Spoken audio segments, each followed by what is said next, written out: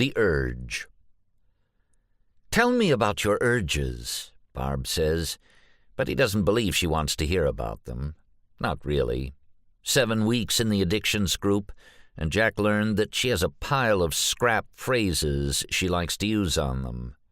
Tell me about your urges. What do you feel when you do such and such or so and so? How do you feel afterward? Let's talk about your triggers. Focus on your self-worth. You're making progress. None of which has helped him much, but he lets her try because he likes to have a muse when he releases himself, and she is good material for that. Slim, not too pretty, but not at all bad to look at.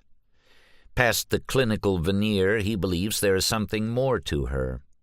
She's perfect inspiration for whenever the mood strikes him, though lately it strikes him more than he prefers. It interrupts his life. He can't sleep, can't eat, and is barely functioning as a human being.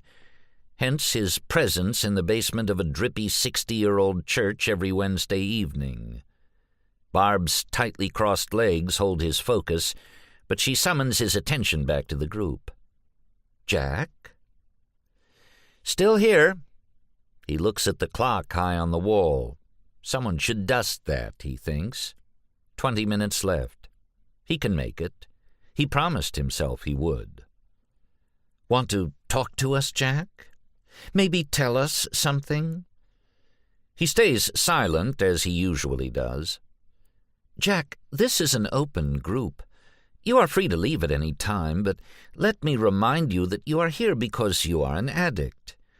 Everyone in this group is fighting an addiction, but there is no judgment, Jack. None at all. We can't help you if you won't let us in. We can't help you if you don't tell us what the problem is." "It's okay, buddy." Lance pats him on the back. He is the group's rah-rah guy. 8 years of smoking crack and finding Jesus will do that to a person. "Whatever you gotta say can't be any worse than what you've heard from the rest of us." Lance gives him a too wide, too black grin. The truth is, Jack likes Lance. Sure, he is a degenerate, but a jovial one, and he is just as much a muse for Jack as Barb. They all are. Jack liked to wonder what they did in their homes after the group let out.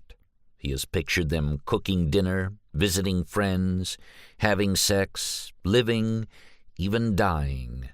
He feels a bit creepy about it, but that is why he is here. "You can do it, Jack." Barb takes and squeezes his hand. Lance gives him a decaying smile. The other 5 wait. Jack steels himself. His sweaty palms leave wet streaks on his jeans. He says, and the group leans in, waiting for the big reveal. He swallows, coughs, inhales deeply. "I'm a writer," he finally admits.